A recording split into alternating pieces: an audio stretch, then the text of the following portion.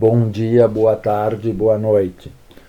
Hoje nós vamos falar sobre transformadores. Basicamente, o assunto de hoje nós falaremos sobre transformadores monofásicos, ou seja, que tem uma fase só. São esses transformadores pequenos que a gente vê, transformador 220 para 110, transformador de 220 para 12 volts. São esses transformadores que a gente vê com baixa tensão, utilizados no dia a dia, né? A gente sabe que existem os transformadores de alta tensão, que são os transformadores trifásicos, que a gente vê em toda a nossa rede elétrica. Então, quando a gente olha para a rede elétrica que a gente tem nas cidades, né, e nas estradas, a gente vê esses transformadores pendurados nos postes. Esses transformadores são os trifásicos, e será o nosso próximo assunto. Hoje nós veremos então transformadores monofásicos. Esses transformadores monofásicos, o princípio básico do transformador é o que a gente já viu em eletromagnetismo, onde a gente tem uma bobina, né, e passa uma corrente elétrica nessa bobina que acaba gerando um campo magnético. Esse campo magnético é mais forte no interior da bobina, e a gente viu também que quando a gente coloca um material ferroso no interior dessa bobina, ele aumenta a intensidade do campo magnético, ou seja, forma como se fosse um ímã, né? Um eletroímã, que a gente já viu, com essa bobina. Tá? Então o princípio básico do transformador é esse.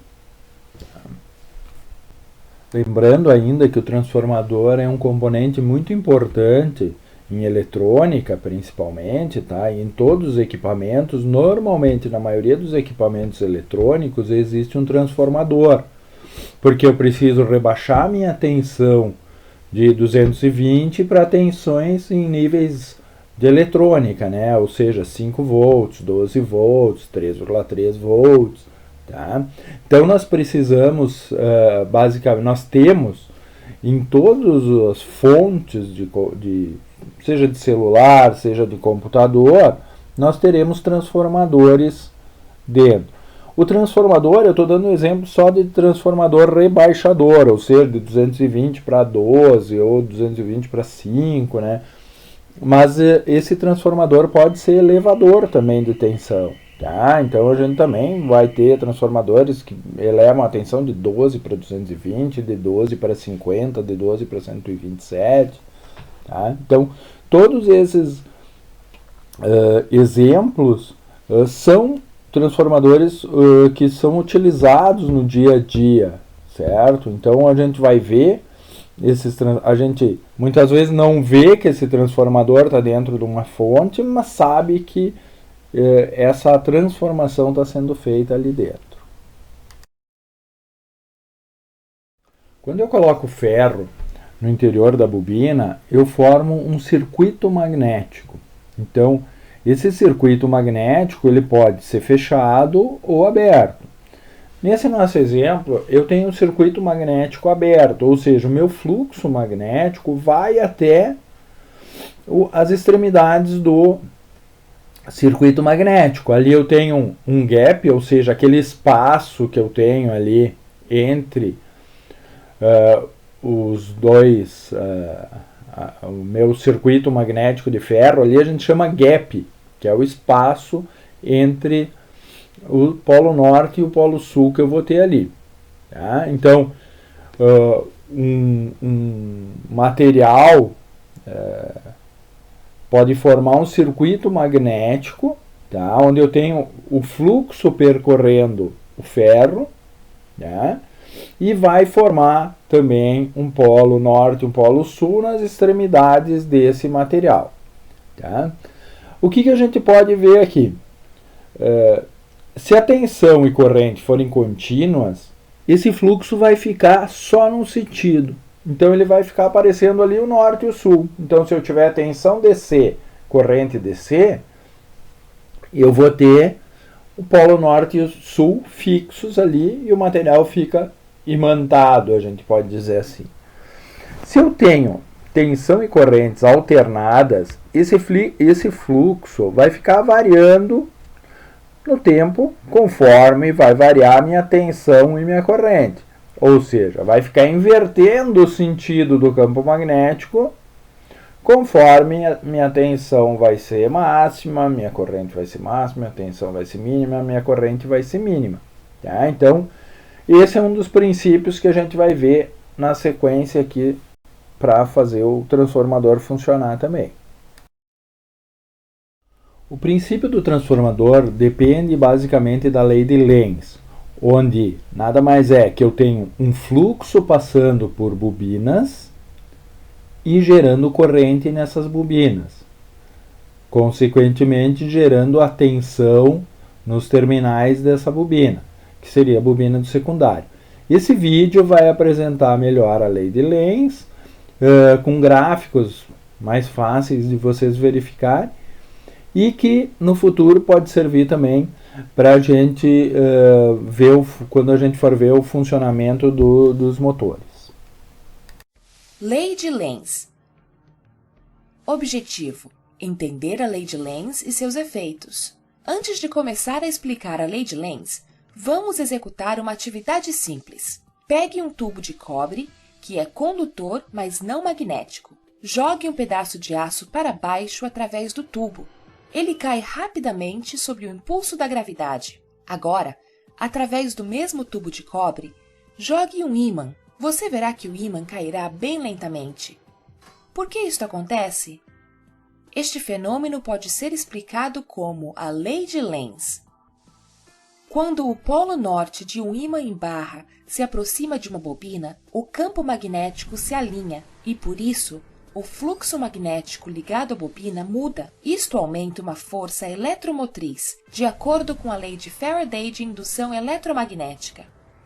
Esta força eletromotriz induzida, por sua vez, gera uma corrente na bobina e ela flui no sentido anti-horário. Aqui, o movimento das agulhas indica o fluxo da corrente convencional. Esta corrente induzida, por sua vez, gera seu próprio campo magnético, de modo que este lado da bobina, voltado para o polo norte do ímã em barra, age como o polo norte do campo magnético induzido. Assim como os polos se repelem entre si, o campo magnético secundário tende a se opor na aproximação de um ímã em barra e a energia mecânica gasta ao sobrepor esta força repulsiva é convertida em energia elétrica. De modo semelhante, quando o ímã se afasta da bobina, a corrente induzida flui no sentido horário, transformando o final da bobina, em frente ao ímã, no polo sul. Portanto, o polo norte do ímã tem que sobrepor a força de atração entre o polo sul do campo magnético induzido e o polo norte do ímã em barra. Novamente, a energia mecânica necessária para sobrepor a atração é convertida em energia elétrica. Deste modo, vimos a direção da corrente e do campo magnético e o movimento para frente e para trás do ímã em barra. A partir disso, podemos ver que uma força eletromotriz induzida gera uma corrente em uma direção tal que o campo magnético secundário induzido se opõe ao campo magnético, induzindo a corrente. Isto é conhecido como lei de Lenz. Para verificar a declaração acima, imagine por um momento que o polo norte de um ímã que se aproxima da bobina induz uma corrente que flui no sentido horário da bobina. Como resultado, a extremidade da bobina, voltada para o ímã, se torna o polo sul. Assim, devido à atração inerente entre os polos desiguais, o ímã será automaticamente pressionado na direção da bobina, sem desprender qualquer energia mecânica, o que significa que a energia elétrica pode ser produzida sem executar qualquer trabalho mecânico. Isto viola a lei de conservação de energia. De fato, para satisfazer a lei de conservação de energia, é essencial que a corrente induzida flua nesta direção, e este efeito magnético produzido pela corrente induzida vai se opor ao campo magnético externo. Neste caso, o movimento relativo do ímã em relação à bobina induz a força eletromotriz nesta direção, de forma a se opor à aproximação ou retirada do ímã. Agora, vamos voltar ao exemplo que consideramos no início. Neste caso, o ímã cai bem lentamente, porque o tubo de cobre adquiriu um campo magnético modificado com o ímã em queda. Este campo magnético modificado induz corrente no tubo de cobre. A corrente induzida no tubo de cobre, quando gira, produz seu próprio campo magnético, que se opõe ao campo magnético do ímã em queda através dele. Por isso, o ímã cai bem lentamente através do tubo de cobre.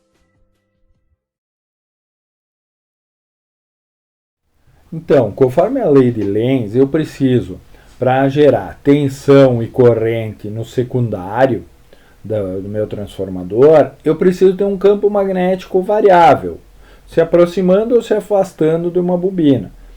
Como no princípio do transformador, como é que eu gero isso? Eu tenho justamente a tensão primária e a corrente primária é uma tensão variável. Isso gera um fluxo variável, tá, no secundário. Esse secundário, então, por sua vez, através de indução,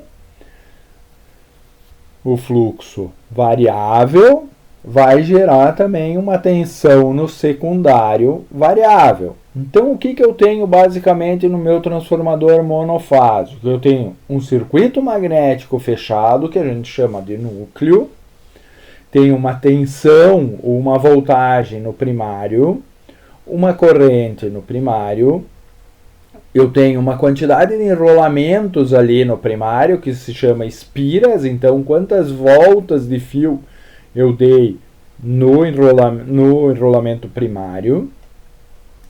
E tem o meu enrolamento secundário, que está separado do primeiro, não tem nenhuma ligação elétrica com o primeiro enrolamento, certo? A única relação entre os dois é o fluxo e que eles estão no mesmo caminho magnético.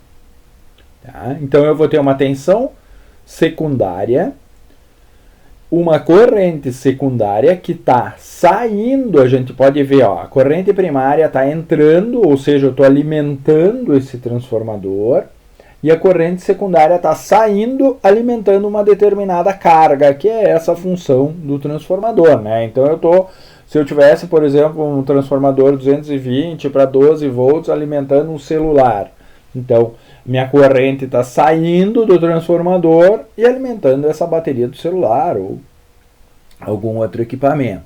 Tá? Então, no secundário também eu vou ter uma quantidade de espiras, que é a quantidade de espiras do secundário. Tá? Então, essa tensão, esse fluxo variável que eu tenho no secundário, gera uma tensão no secundário.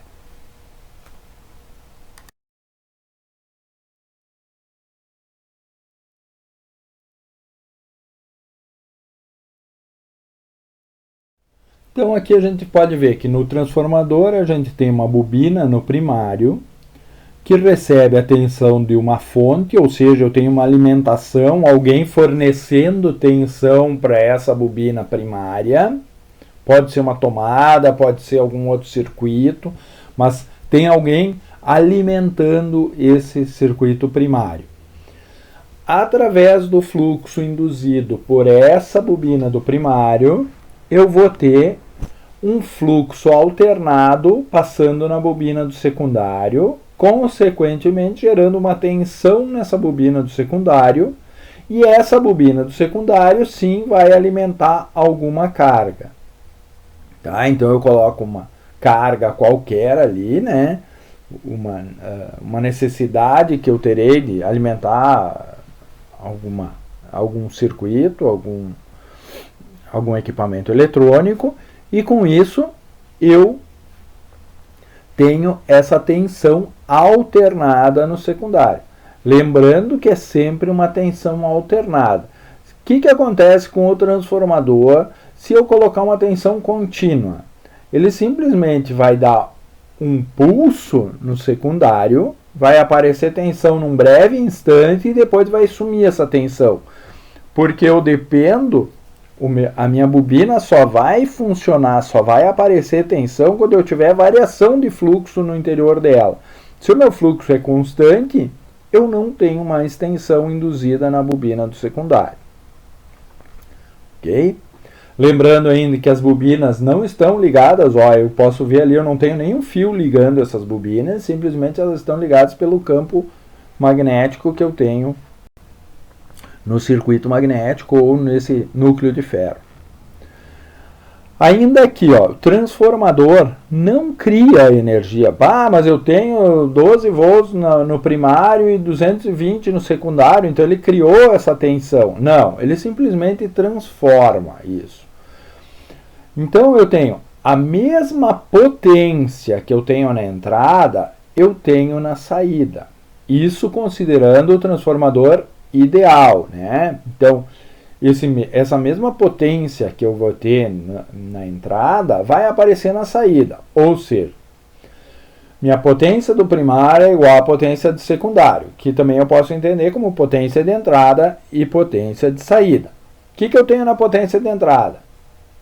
Tensão do primário vezes a corrente do primário. O que eu tenho na bobina do secundário? Então, tensão do secundário, corrente do secundário. Ou seja, minha tensão no primário vezes a corrente no primário vai ser igual ao que eu vou ter na saída, né? Tensão de saída e corrente de saída, ok? Então, ele não está criando nada, ele simplesmente transforma uma tensão mais alta numa tensão mais baixa ou uma tensão mais baixa numa tensão mais alta. Consequentemente, ó, o que a gente pode imaginar? Se eu estou rebaixando a tensão, eu tenho que aumentar a minha corrente. Então, se eu estou rebaixando um transformador rebaixador de tensão, o que acontece com a minha corrente no secundário tem que aumentar. Dá para ver claramente isso por essa fórmula, né? E ao contrário também. Então, se eu estou se eu estou aumentando a minha tensão no secundário, consequentemente, minha corrente do secundário terá que ser menor proporcionalmente à minha corrente do primário.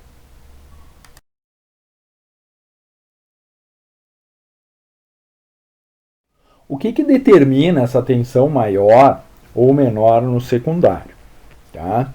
Então, a quantidade de espiras que o transformador possui ou que a bobina vai possuir. Então, quanto mais espiras forem induzidas pelo fluxo, maior a tensão que eu vou ter. Então, se eu tenho um fluxo passando por uma espira, eu vou ter uma tensão. Se eu tenho o mesmo fluxo passando por duas espiras, eu vou ter o dobro de tensão e assim sucessivamente. Então eu tenho ali minha relação ou minha razão do transformador, tá? Então, razão ou relação de tensão é a tensão do primário sobre a tensão do secundário, que vai ser igual ao número de espiras que eu tenho no primário pelo número de espiras que eu tenho no secundário. Então essa é a razão ou relação de tensão que eu tenho no meu transformador. Então, essa razão sempre vai ser do primário para o secundário. Tá? Então, a minha razão de tensão é o número de espiras do primário pelo número de espiras do secundário. Tá? E aí eu tenho minha razão ou relação de corrente, ou seja, a razão do transformador sempre vai ser o número de espiras do primário pelo número do secundário. E eu posso ver, então, que eu vou ter na corrente ao contrário. Ter bastante cuidado disso, tá? Então, vocês podem ver que na corrente ali, ó, o que eu tenho na relação de tensão, eu tenho tensão do primário sobre tensão do secundário, e na relação de corrente eu vou ter a corrente do secundário sobre a corrente do primário. Tá? Então, minha relação de corrente é inversa da tensão. Então, tem que ter bastante cuidado nessa relação quando eu estou fazendo os cálculos. Né? Isso tudo é para transformador ideal, ok?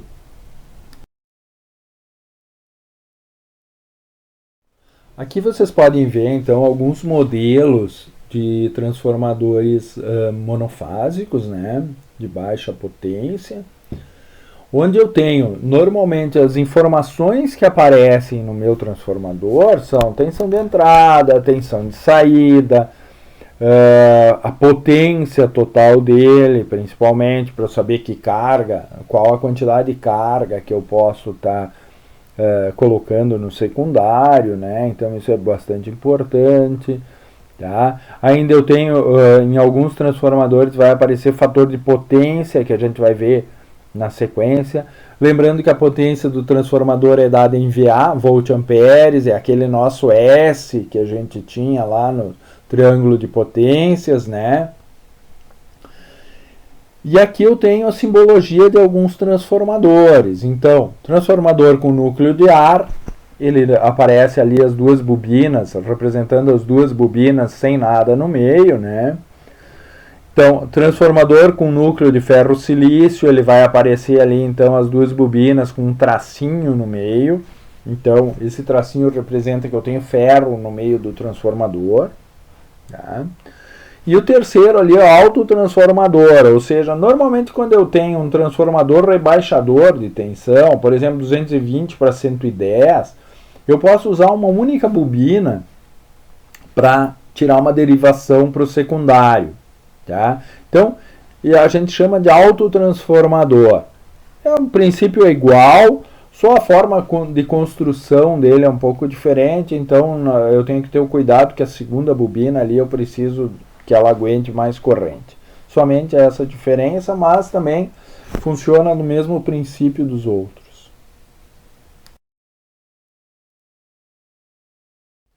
Mas como nada é ideal, aqui nós teremos então o nosso transformador real.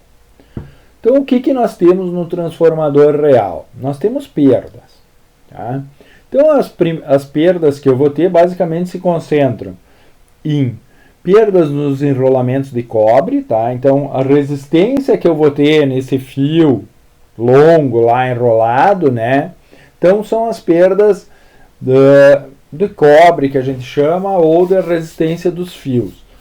Aqui eu vou poder ver, ó, então eu tenho perdas no primário, que é basicamente a potência dissipada no fio de cobre, né? Então vai ser a corrente do primário ao quadrado vezes a resistência do primário, que basicamente é a minha potência, né? E a corrente do secundário ao quadrado vezes a resistência do secundário. Então, essas são as perdas por aquecimento que eu vou ter no meu transformador, tá? Ou seja, a resistência vai gerar a corrente passando na resistência do fio, vai gerar um aquecimento, então isso são perdas que eu vou ter. Ainda no núcleo, ou seja, na parte ferrosa, eu tenho perdas por histerese e por correntes parasitas. Histerese basicamente é a capacidade que o ferro tem de imantar e desimantar, certo? Então, basicamente essa é a perda por histerese que eu vou ter. Ele demora um tempo até imantar e desimantar. Então eu tenho uma corrente alternada fazendo o fluxo variar alternadamente ao longo do tempo, e esse tempo que o ferro demora para desimantar, acontece uma perda ali por histerese. E ainda correntes parasitas, ou seja, no momento que eu estou passando um campo magnético por um material ferroso, vocês podem ver aqui nessa figura A, eu gero uma corrente no interior desse material. O que a gente faz para minimizar essas correntes parasitas é laminar esse material, ou seja, vocês podem ver, quando vocês veem o núcleo de um transformador, que ele é feito, não é de um ferro compacto, mas de várias lâminas de ferro. Então, aqui eu estou botando essas lâminas, nessa figura B aqui, aparecem essas lâminas, ou seja, esse ferro cortado ali em fatias, né? Isso serve justamente para diminuir essas correntes parasitas que estariam atrapalhando ou gerando mais perdas no meu transformador. Tá? Então, basicamente, as perdas no meu transformador são no núcleo, né? Esterese e correntes parasitas, e nos enrolamentos de cobre, resistência do cobre, resistência do fio no qual o transformador é enrolado. Ainda eu tenho um outro conceito que é a eficiência do transformador, ou seja, quão eficiente é esse transformador, quanto de potência do primário passa para o secundário. Então, basicamente, é a potência do secundário sobre a potência do primário, onde eu terei que a potência do secundário dividido pela potência do primário menos as perdas. Tá? Então, eu vou ter as perdas são consideradas ali no primário e vai aparecer, então, a minha eficiência do transformador. Quanto mais próxima de 1, melhor vai ser o transformador.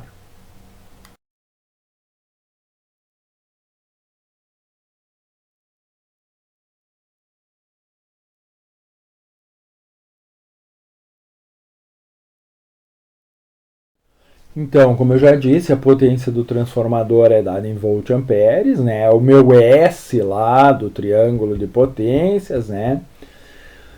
E a gente vai ter ali como potência de entrada Vp e P, potência de saída Vs e S.